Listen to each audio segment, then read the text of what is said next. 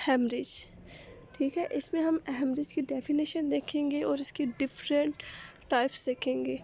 ठीक है, और काजेज़ देखेंगे, वजूहात देखेंगे कि जो हेमरेज का बास बनती हैं। फर्स्ट ऑफ ऑल हम हेमरेज देखते हैं कि हेमरेज होता क्या है। Haemorrhage is defined as the excess loss of blood due to rupture of blood vessels. Haemorrhage कब होता है कि जब हमारी जो ब्लड वेसल्स हैं वो रप्चर हो जाती हैं। ठीक है, तो जो ब्लड लॉस होता है उसको हम हेमरेज कहते हैं, जिस तरह हम कहते हैं कि इंटरनल ब्लीडिंग। ठीक है, ठीक है, और ये इंटरनल ब्लीडिंग भी हो सकती है हमारी बॉडी के अंदर भी, और एक्सटर्नल ब्लीडिंग भी हो सकती है। ठीक है, आगे टाइप्स देख लेते हैं कौन कौन सी टाइप्स होती है हेमरेज की।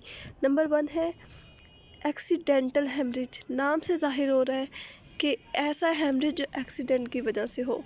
ठीक है, accidental haemorrhage occur in road accidents and industrial accident which are highly common in the developed and developing countries. मतलब जो एक्सीडेंटल हेमरेज है वो मोस्टली रोड एक्सीडेंट की वजह से या इंडस्ट्रियल एक्सीडेंट्स की वजह से होता है। ठीक है, ठीक है, ये क्यों कॉमन है, क्योंकि डिफरेंट इंडस्ट्रीज़ हैं हमारी पूरी कंट्रीज़ में। ठीक है, उधर उधर एक्सीडेंट्स हो रहे होते हैं। ठीक है, और उसके बाद रोड एक्सीडेंट कॉमन है। उसके बाद 2 टाइप्स हैं आगे एक्सीडेंटल हेमरेज की। नंबर 1 है प्राइमरी हेमरेज और दूसरा है secondary haemorrhage. Primary haemorrhage which occur immediately after the accident. ये एक ऐसा एक्सीडेंट है, ठीक है, जो सडन एक्सीडेंट के फ़ौरन बाद हमें हेमरेज होगा। उसके बाद सेकेंडरी हेमरेज क्या है, वो take place some time after few hours after the accident. मतलब हेमरेज वो है कि एक तो प्राइमरी है जिसको एक्सीडेंट हुआ, हमें फ़ौरन पता चल गया कि इसको ब्लड लॉस हुआ है, ये एक्सटर्नल हो सकता है। उसके बाद सेकेंडरी क्या है कि जिसका हमें पता नहीं चलता, जब हम इसका कोई स्कैन कराते हैं तो तब हमें पता चलता है कि जी सेकेंडरी हेमरेज हुआ है। नेक्स्ट है कैपिलरी हेमरेज। क्या होगा कैपिलरी, इसमें क्या होगा कि जो हमारी ब्लड वेसल्स होंगी वो रप्चर होंगी। Capillary haemorrhage is the bleeding due to rupture of blood vessels. ठीक है, पर्टिकुलरली कैपिलरीज। इसमें उन्होंने कहा है कि कैपिलरी हेमरेज कब क्या होगा कि इसमें जो हमारी ब्लड वेसल्स होंगी वो रप्चर होंगी, मोस्टली कैपिलरीज। ठीक है, बहुत स्मॉल ब्लड वेसल्स होती हैं ये हमारी, जो हमारी आर्टरीज और वेन के साथ कनेक्टेड होती हैं। It is very common in brain, cerebral haemorrhage and heart during cardiovascular disease.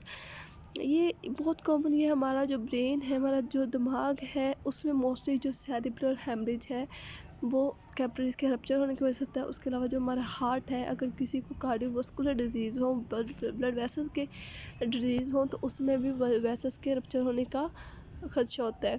The rupture of the capillary is followed by spinning leak of blood into the surrounding areas. इसमें क्या होता है कि जो हम इंटरनल ब्लीडिंग हो जाती है, कैपिलरी में ब्लड जो होता है फर्दर कहीं जाके क्लॉट हो जाता है उसमें। ठीक है, लीकेज हो जाती है इसमें। उसके बाद नेक्स्ट है इंटरनल हेमरेज। क्या होगा, internal haemorrhage is the bleeding in viscera. It is called by the rupture of blood vessels. मतलब हमारी ना इंटरनल किसी भी ऑर्गन में हो गई। ठीक है, ठीक है, क्यों होंगी, क्योंकि हमें पता है कि हमारे ऑर्गन्स ब्लड सप्लाई कर रहे होते हैं। ठीक है, उसके वजह से होगा ये। ठीक है, इसमें द ब्लड अकोमुलेट इन विजरा। पे क्या होगा कि जो हमारे ऑर्गन्स हैं उधर जाके हमारा ब्लड अकोमुलेट होना, इकट्ठा होना शुरू हो जाएगा। इस विजरा के होते हैं internal organ is the main cavity of the body, specially those in the abdomen intestine. जिस तरह हमारे विजरा अभी इंटरनल ऑर्गन है, लाइक हमारा किडनीज़ है, हमारी इंटेस्टाइन्स है, हमारा एब्डोमेन है, ये हमारे विजरा कहलाते हैं। उसके बाद नेक्स्ट है पोस्टमार्टम हेमरेज। क्या होता है, ठीक है, excess bleeding that occur immediately after labor delivery of the baby is called postpartum hemorrhage।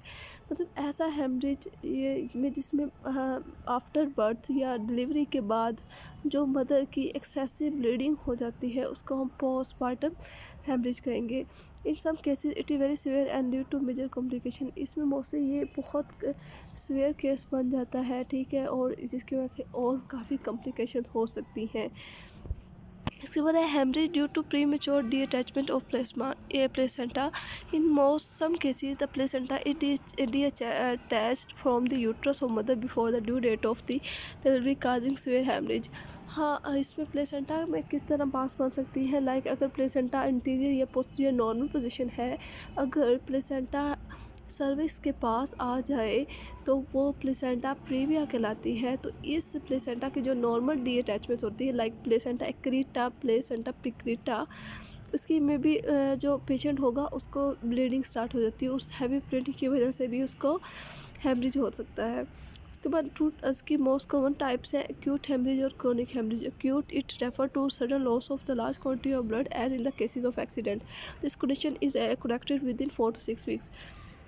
इसमें क्या होगा कि जो ब्लड है वो कोई एक्सीडेंट है उसमें बहुत ज़्यादा लॉस हो गया, लेकिन हमें पता है कि वो एक्सटर्नल ब्लीडिंग है, ठीक है, हुई है, तो इसमें हम उस कंडीशन को 4 to 6 वीक्स में करेक्ट कर सकते हैं, ठीक कर सकते हैं।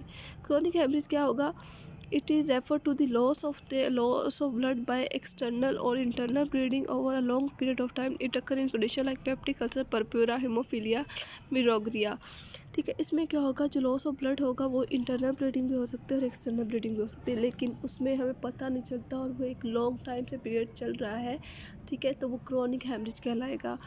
ठीक है, जिस तरह पेप्टिक अल्सर है, परप्यूरा है, हीमोफीलिया है, मिरोग्जिया है, ये सारी किसकी डिजीज़ होंगी, कंडीशंस होंगी है क्रोनिक हेमरेज की। परप्यूरा पढ़ लेते हैं क्या होता है। Purpura a rash of purple spots on the skin cause by internal bleeding from small blood vessel. इसमें क्या होगा कि हम ब्लू नील टाइप हमें रैश या स्पॉट नज़र आता है अपनी स्किन पे, जो हमें ये शो करता है कि इधर कहीं हमारा जो ब्लड क्लॉट हो सकता है या इधर हमारे अंदर इंटरनल ब्लीडिंग हो सकती है। उसके बाद नेक्स्ट हीमोफीलिया क्या होता है। Haemophilia is a medical condition with ability of blood to clot is severely reduced causing the suffer to bleed severely from even a slight injury. इसमें क्या होता है, हीमोफीलिया एक मेडिकल कंडीशन है जिसमें जिस तरह नॉर्मल अगर किसी को कट लगता है तो उसको फ़ौरन ब्लड क्लॉटिंग हो जाती है, ठीक है, हमें ना हीलिंग प्रोसेस हो जाता है। लेकिन कुछ ऐसी सिचुएशन होती है कि मतलब उसमें उस इंसान में पेशेंट में इतना ब्लड मतलब लॉस हो जाता है कि अगर उसको एक छोटा सा कट भी लगता है तो उसकी ब्लीडिंग नहीं रुकती, ठीक है।